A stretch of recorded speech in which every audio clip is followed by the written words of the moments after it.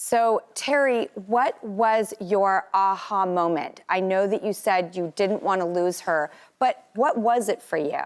I'm going to be perfectly honest here. When the marriage was over, I was like, okay, that's it. Then I'm done. But a little voice told me that it was everyone else. Everyone else was my issue. And it changed when it really, really cracked the egg that said, this is me. And I called a friend, and he was my counselor and my pastor, and he said, Terry, I can't tell you you're going to get your wife back. Your wife is probably gone forever, but you need to get better for you. Now, you got to understand it. For a man, that was a watershed moment. For me, I always did good things to get, you get cookies, so to speak. You work out so you can look like this. You do nice things so you can get sex. You go to work so you can get money. Wait a minute.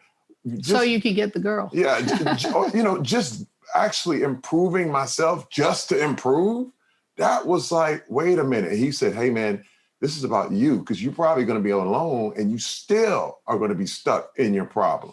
And I realized, listen, I didn't even go to rehab to get her back. But what happened was, while I was fixing myself, we reunited.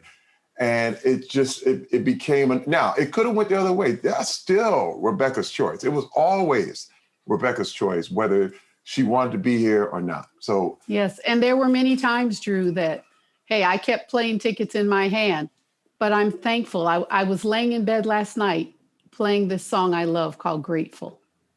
And all I was thinking was how grateful I am that I still have Terry. I mean,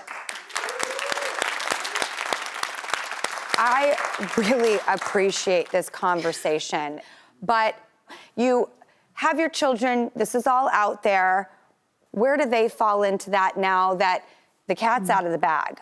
Yes, well, part of our counseling, and one of the things that our counselors told us to do, was to actually talk to each one of our kids and explain it at their level.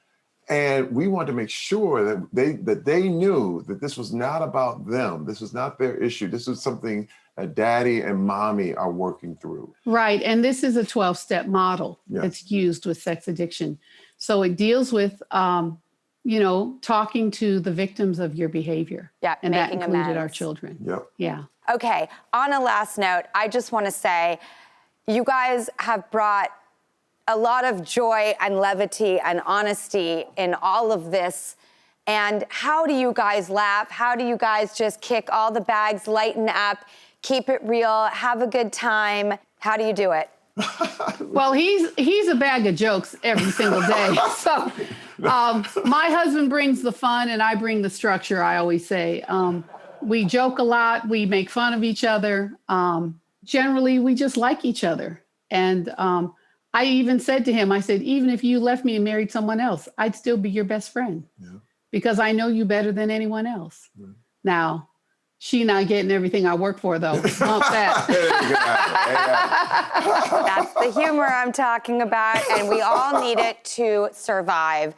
Yes. Terry and Rebecca, I am so grateful for this conversation, and I applaud your guys' choice. And I just think you're awesome. Thank you so much, Rebecca and Terry. Wow, thank you so much. Stronger Together, the audio-only memoir by Terry Crews and Rebecca King Crews is available now exclusively on Audible. What a powerhouse. Thank you so much, you guys. Thank you, Drew. Thank you. You're the best. Thank you so much. You're the best.